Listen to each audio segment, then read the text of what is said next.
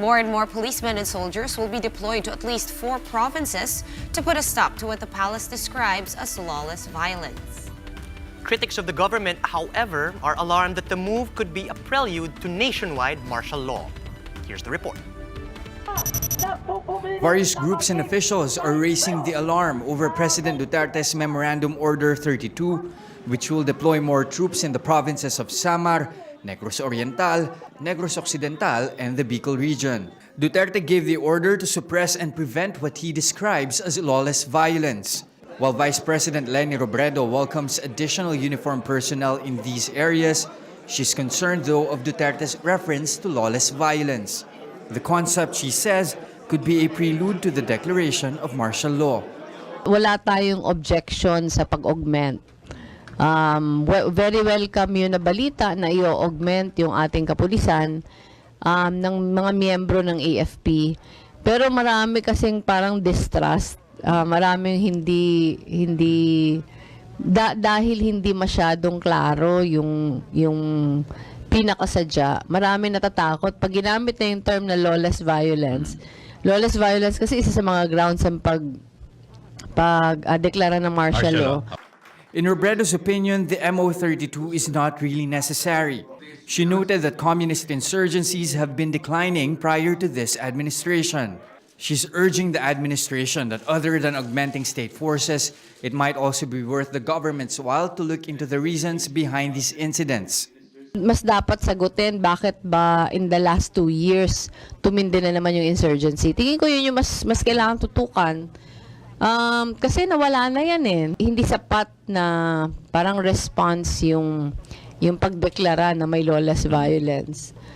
Tama na i-augment pero tingin ko yung pag-augment isa lang na paraan para makakatulong. Communist Party of the Philippines founder Jose Maria Sison thinks that the MO32 is a declaration of a state of national emergency. According to him, this move only strengthens the ongoing tyranny and martial law that's currently in effect nationwide. He even said that the move reeks of Marcosian ideology that has subjected the country under military rule for more than a decade. Bayan Muna Representative Carlos Zarate agrees, and he thinks the government has better things to do. The Solon hit the military and police for being passive and meek when it comes to China's incursion in the West Philippine Sea and the presence of U.S. forces in Mindanao. The armed forces, however, backs the commander-in-chief's order. They also brush aside accusations that MO32 is a precursor to a nationwide military rule, as the order is specific about which areas additional troops will be sent to.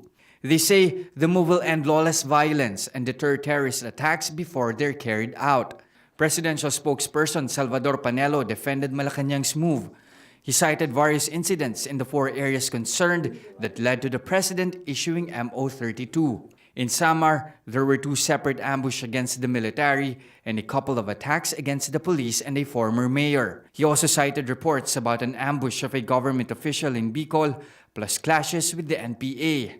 While in Negros Oriental, Panelo cited the assault and killing of a police chief, as well as the massacre of sugar workers in Negros Occidental. The police will be sending about 100 commandos each to the 4 provinces mentioned, ahead of the CPP's founding anniversary on December 26. The PNP says the communist group often commits atrocities to celebrate their founding. The AFP, on the other hand, says they still have to meet with defense officials to discuss how to properly implement MO32. Jess De Los Santos, We Are One News.